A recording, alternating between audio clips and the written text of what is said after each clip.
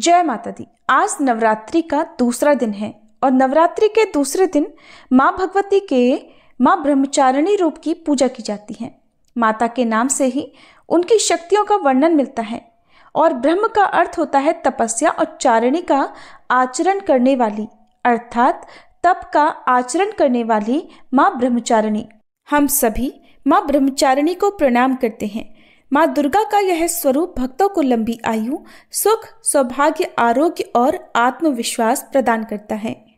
शास्त्रों के अनुसार माँ आदिशक्ति ने पार्वती के रूप में पर्वतराज हिमालय के यहाँ पुत्री बनकर जन्म लिया। फिर देवर्षि नारद के कहने पर माता पार्वती ने भगवान शिव को पति रूप में प्राप्त करने के लिए हजारों वर्षों तक कठोर तपस्या की थी।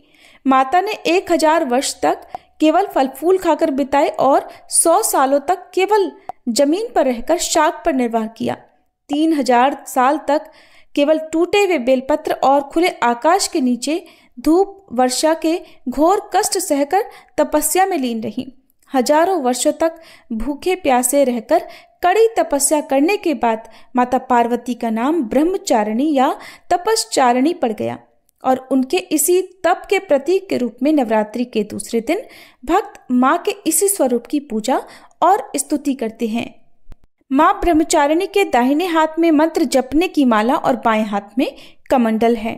माँ ब्रह्मचारिणी को पीला रंग और सफेद रंग अत्यंत प्रिय है, इसलिए पूजा में पीले और सफेद रंग का प्रयोग करना चाहिए। इसके अलावा पीली मिठाई का भोग भी माँ को अर्पित कर सकते हैं और स्वयं भी पीले रंग के वस्त्र पहनकर पूजा अर्चना करें।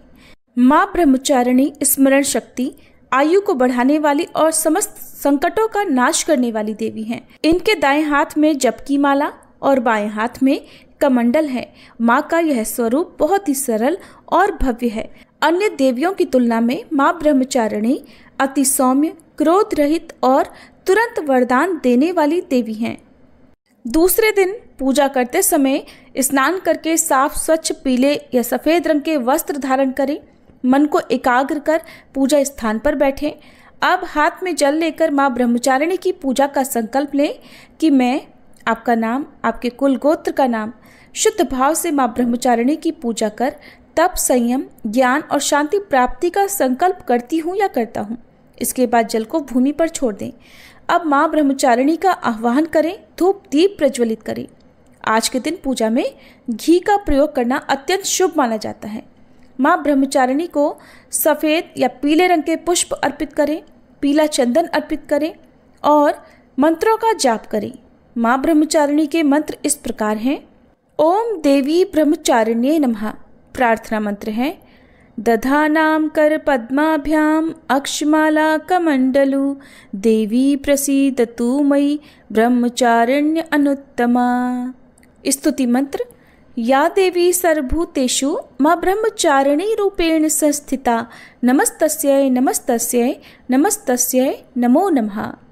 इसके बाद श्री दुर्गा सप्तशती के दूसरे दिन का पाठ पढ़ें और दूसरे दिन अध्याय 2 और 3 पढ़ा जाता है। अब माँ ब्रह्मचारिणी की कथा का पाठ करें और सबसे अंत में श्री दुर्गा चालीसा का पाठ करके माँ की आरती उतारें। कपूर जलाकर माँ की आरती करके फिर माँ को भोग लगाएं।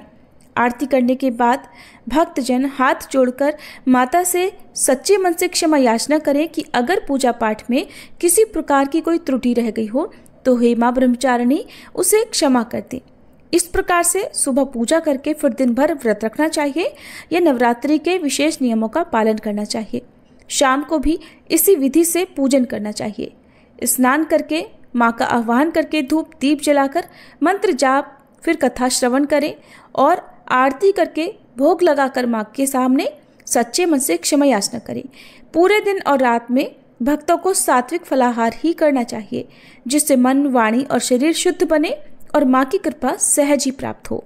और यही क्रम अन्य सभी दिनों और देवियों की पूजा में अपनाया जाता है। केवल हर दिन की देवी के अनुसार ध्यान मंत्र, प्रार्थना या स्तुति मंत्र और उनके प्रिय रंग और प्रिय भोग बदल जाते हैं। आज के दिन भक्तों को किसी विशेष मनोकामना की पूर्ति के लिए माँ ब्रह्मचारिणी को ब्राह्मी औषधि और पंचामृत अर्पित करना चाहिए। ऐसा करने से माँ ब्रह्मचारिणी की कृपा से मनोकामना शीघ्र पूर्ण हो सकती है।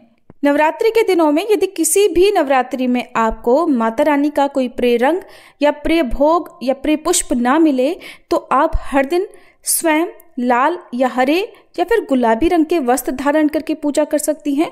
और जो भी इस मौसम में पुष्प आते हो, मिलते हो आपको आसानी से, उन्हें आप माता रानी को अर्पित कर सकते हैं। और हो सकता है कि आपको अलग अलग वीडियोस में माता रानी के अलग अलग रंग बताए गए हों, तो ऐसे में आप बिल्कुल भी भ्रमित ना हो।